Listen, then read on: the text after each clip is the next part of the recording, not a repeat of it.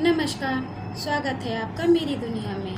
कैसे हैं आप लोग? आशा करती हूँ बिल्कुल ठीक होंगे और मैं भी बिल्कुल ठीक हूँ। तो चलिए शुरू करते हैं। आप जान गए होंगे कि टॉपिक मैं किस चीज़ पर आज लेकर आई हूँ। तो आज मैं हवन के बारे में टॉपिक लेकर आई हूँ। तो चलिए शुरू करते हैं। हवन हमें क्यों करना चाहिए?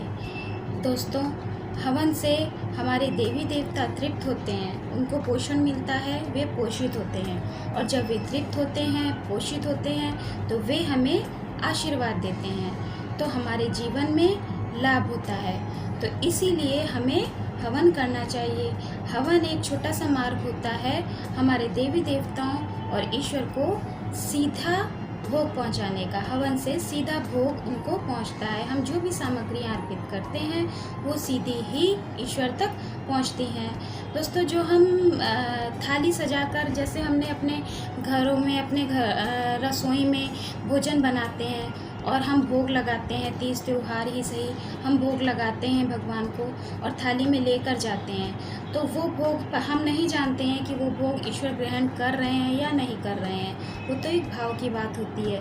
यदि हम भाव से उनको भोग लगाते हैं, हम 5-10 मिनट उनके पास बैठकर उनसे प्रार्थना करते हैं, तो वो शायद हमारा भोग ग्रहण करते होंगे।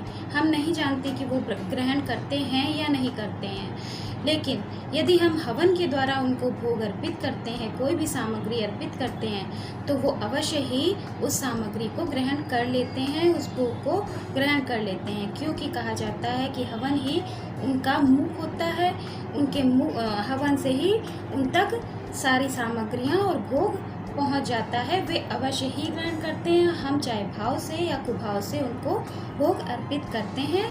दोस्तों, पहले की स्त्रियां क्या करती थी? पहले की स्त्रियां जब भोजन तैयार करती थी तो वो अपने बगल में, अपने चूल्हे के बगल में एक उपला जलाकर रख लिया करती थी और जब वो अपना भोजन तैयार कर लेती थी तो अपने भोजन का 1 या 2 कौरा उस उपले में डाल देती थी और भगवान से प्रार्थना कर लेती थी कि हे ईश्वर, इस भोग को, इस छोटे से हमारे भोजन के भाग को स्वीकार कीजिए। इसके बाद वे गाय के लिए, कुत्ते के लिए और पशु पक्षियों के लिए 1-1 रोटियां निकाल देती थी। इसके बाद ही हमारा नंबर आता था, क्योंकि ये हमारा उन पर ऋण होता है, तो उस ऋण को हमें चुकाना ही चाहिए। आजकल लोग ना तो जानते हैं और ना ही ऐसा कोई कर पाता है और ना ही करते हैं। आजकल स्त्रियां जॉब भी करती हैं तो इतना समय नहीं होता है उनके पास कि वो डेली इस प्रक्रिया को कर पाएँ। तो इसीलिए हमें छोटा सा हवन अपने घरों में अवश्य करना चाहिए। हम डेली नहीं कर सकते हैं, लाइफ इतनी बिजी हो गई है कि हम डेली हवन नहीं कर सकते हैं, तो कुछ ओकेजनली ऐसे महीने में ऐसे दिन होते हैं, आते हैं, जैसे पूर्णिमा हो गई, अमावस्या हो गई, एकादशी हो गई, इस तरीके से 4 तो दिन महीने में यही आ जाते हैं। तो हमें एटलीस्ट महीने के 4 दिन तो हवन कर ही लेना चाहिए। तो ईश्वर को हमें उसी प्रकार से हवन द्वारा भोग अर्पित कर देना चाहिए। यही हमें करना चाहिए। दोस्तों, जो लोग ईश्वर को नहीं मानते हैं तो वो नेचर को तो मानते ही होंगे।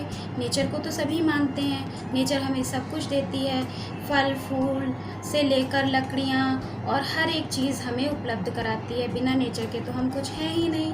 जो भी हम ग्रहण करते हैं वो नेचर से ही ग्रहण करते हैं।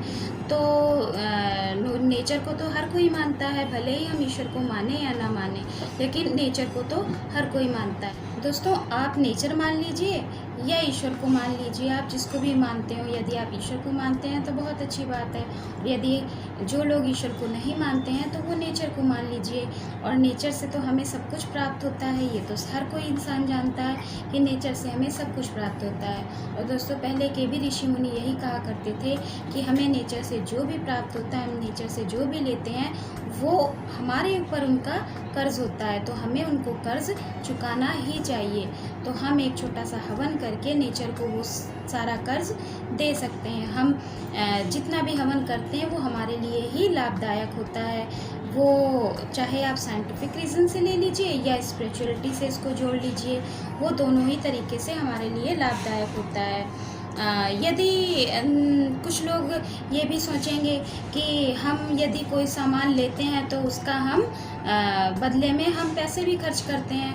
तो दोस्तों, पैसा सब कुछ नहीं होता है। यदि पैसा सब कुछ होता तो आज के टाइम पे जो कोरोना वायरस की स्थिति फैली हुई है तो हम पैसे से अपने ही लोगों की जानें बचा पाते।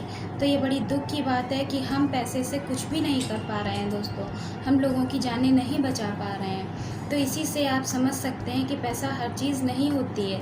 नेचर से हम जो लेते हैं हमें नेचर को वापस करना ही चाहिए, तभी नेचर हमसे भी प्रसन्न होती है, हमें आशीर्वाद देती है। हवन को कभी मुंह से फूंक मारकर या कपड़े या किसी भी पंखे से फूंक मारकर या हवा देकर प्रज्वलित नहीं करना चाहिए। हवन अपने आप ही प्रज्वलित हो जाता है। जब आप उसमें कपूर डालेंगे, घी डालेंगे, ये सब चीज़ें डालेंगे तो हवन अपने आप ही प्रज्वलित हो जाता है। तो उसको हमें ना तो फूंक मारना है और ना ही उस पर किसी भी प्रकार की हवा देनी है। तो इस चीज़ का आप हमेशा ख्याल रखिए। हवन जब प्रज्वलित हो जाता है तो उसको हिलाना भी नहीं चाहिए। यदि आप हवन को हिलाते हैं तो वो हवन आपका खंडित माना जाता है। तो इसीलिए जब हवन प्रज्वलित हो जाता है तो आपको हवन को हिलाना नहीं चाहिए। जो हवन का शिखा वाला भाग होता है, जहाँ पे हवन प्रज्वलित होता है, जब हवन प्रज्वलित होता है तो उसकी जो लौ होती है वो ऊपर की ओर जाती है। तो वो जो सेंटर वाला भाग होता है जहाँ से लौ ऊपर जाती है वही उसका हवन का मुख होता है, और उसी मुख से हमें हवन सामग्री हवन में अर्पित करनी चाहिए। ईश्वर का नाम लेकर अर्पित करनी चाहिए। और जब भी हम मंत्र बोलते हैं तो उसके लास्ट में स्वाहा अवश्य बोलना चाहिए। स्वाहा से ही ईश्वर समझते हैं कि ये सामग्री हमें अर्पित की जा रही है, हमें भोग दिया जा रहा है। तो किसी भी मंत्र के बाद स्वाहा अवश्य बोलना चाहिए। तो इस तरीके से हवन आपको संपूर्ण करना चाहिए। भी धुएं में हवन नहीं करना चाहिए। कहा जाता है यदि आप धुएं में हवन करते हैं तो हम अगला जन्म अंधे का लेते हैं, हमारा जो अगला जन्म होता है वो अंधे का होता है। तो इस चीज़ का आप हमेशा ध्यान रखें कि जब अग्नि प्रज्वलित हो तभी आप हवन करें, तभी आप हवन सामग्री हवन में डालें, वरना आप पहले हवन को जला लें तभी डालें। धुएं में कभी भी आप हवन ना करें। और यदि आप नवग्रह अपने शांत करना चाहते हैं तो नवग्रह के लिए नवग्रह की समिधाएँ मिलती हैं, तो आप मार्केट से जाकर समिधाएँ ले आएँ और उससे हवन करें। उससे हमारे नवग्रह भी शांत होते हैं। आम की लकड़ियों का ही यूज़ हमेशा हवन में किया जाता है क्योंकि वे मीठी होती हैं। काले तिल का ही प्रयोग हवन में करते हैं। जौ कभी भी अधिक नहीं प्रयोग करते हैं, ज़्यादा जौ का प्रयोग हवन में नहीं किया जाता है। सबसे ज़्यादा तिल का प्रयोग करते हैं, फिर चावल का प्रयोग करते हैं और सबसे कम जौ का प्रयोग करते हैं। वो इसलिए क्योंकि कहा जाता है कि अधिक जौ का प्रयोग करने से हमारे घर में दरिद्रता आती है। दोस्तों, यदि हमें किसी भी प्रकार की बीमारी है तो बहुत से लोग हैं बहुत अधिक दवाइयाँ कंज्यूम नहीं कर पाते हैं, तो हम औषधियाँ भी हवन में डालकर औषधि युक्त हवन कर सकते हैं। उसको हवन थेरेपी कहा जाता है। तो जब हम औषधियाँ डालकर हवन करते हैं और उसका जो धुआं निकलता है उसको जब हम अपने सांसों के द्वारा अपने अंदर कंज्यूम करते हैं तो उससे धीरे धीरे हमारी बीमारियाँ ठीक होने लगती है। बहुत से लोग होते हैं उनके पेट खराब हो जाते हैं, वे बहुत ज़्यादा दवाइयाँ नहीं खा सकते हैं, नहीं ले सकते हैं, तो फिर हवन के द्वारा ही उनको दवाइयाँ शरीर में दी जाती हैं। आप सांसों के द्वारा दवाइयों को कंज्यूम कर सकते हैं और वो दवाइयाँ हमारे मुंह से ली गई दवाइयों से अधिक फ़ायदा करती हैं। तो आप हमेशा मतलब आप चाहें तो घर पे औषधि युक्त भी हवन कर सकते हैं, जिसको हम हवन थेरेपी कहते हैं। आप इसको सर्च भी कर सकते हैं कि हवन थेरेपी भी की जाती है। और हवन करने से हमारे चारों ओर एक सुरक्षा कवच का निर्माण होता है जो हमें बैक्टीरिया वायरस से बचाता है। बैक्टीरिया वायरस भी हवन से मरते हैं। तो कितने ही रीज़न्स हैं हवन करने के, तो आप कोई भी एक रीज़न लेकर जो आपको फ़ायदेमंद हो आप घर में हवन अवश्य कीजिए। कुछ सामग्रियां कॉमन सी मैं आपको बता देती हूँ जो हवन में इस्तेमाल होती हैं। कॉमन से हवन में आप कभी भी उसका यूज़ कर सकते हैं और आप हवन कर सकते हैं। वैसे तो अलग अलग तरीके के हवन होते हैं। हर पूजा के अलग अलग और हर देवी देवता के अलग अलग हवन होते हैं, उनकी प्रिय चीज़ें उनको अर्पित की जाती हैं। लेकिन एक कॉमन सी सामग्री मैं आपको बता देती हूँ, तो नोट कर लीजिए। हवन में काले तिल, जौ, देशी शुद्ध गाय का घी, बिना टूटे चावल, सर्व औषधि, पंचमेवा, शहद, चंदन का बुरादा, चंदन की लकड़ियाँ, गूगल, लोबान, मिश्री व बताशे, गुड़ व चीनी। मिष्ठान में ही आते हैं, आप इनमें से कोई भी एक चीज़ ले सकते हैं। गुड़ ले लीजिए, चीनी ले लीजिए या आप बताशे ले लीजिए, और यदि कुछ भी नहीं तो आप मिश्री ले सकते हैं। और नवग्रह की समिधाएँ और गेहूँ हमारे घर में समृद्धि और लक्ष्मी को लाते हैं। और फूल वाला लौंग, ये सब हवन में आप यूज़ कर सकते हैं। और इनमें से यदि आपके पास सारी सामग्री नहीं है तो आपको घबराने की कोई ज़रूरत नहीं है, आपको टेंशन की कोई ज़रूरत नहीं है। आप इनमें से कोई भी 5 सामग्रियाँ इकट्ठी करके, क्योंकि मोस्टली चावल तो घरों में होता ही है और गेहूँ भी ज़्यादातर घरों में पाया ही जाता है। गेहूँ होता है और चावल होता है, काले तिल भी होते हैं। और यदि आपके पास इनमें से कुछ भी नहीं है तो आप घी और गुड़ से भी हवन कर सकते हैं।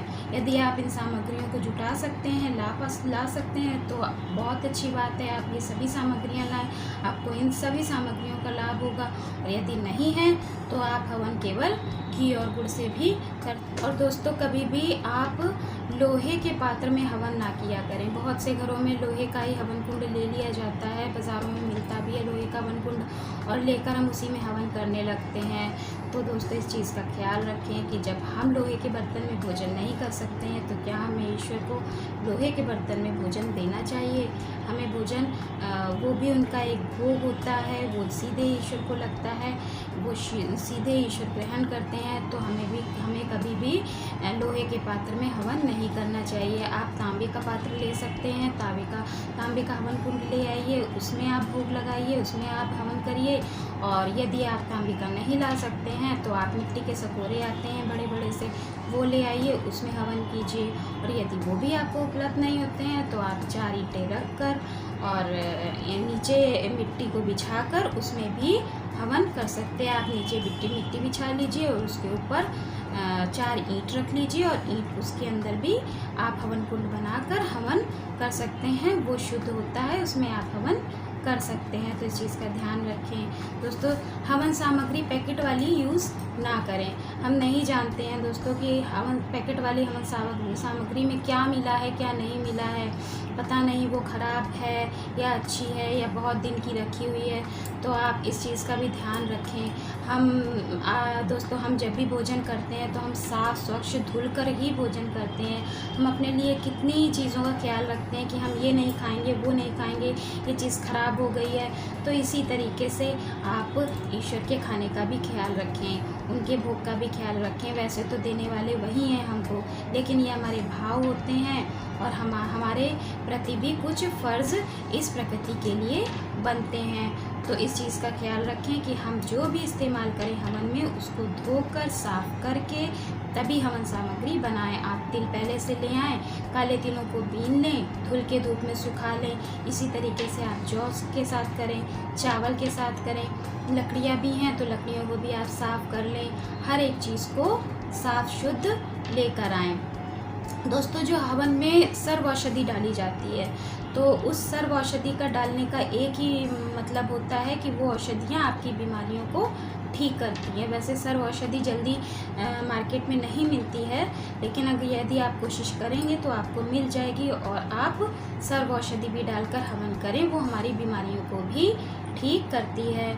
और हमें मोस्टली कलश की स्थापना में भी सर्व औषधि का प्रयोग किया जाता है।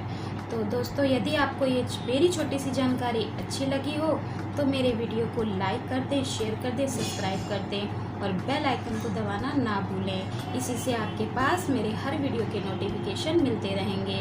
और कमेंट करना ना भूलें, जिससे मुझे मोटिवेशन मिलता है। Thank you. Radhe Radhe, Hare Krishna.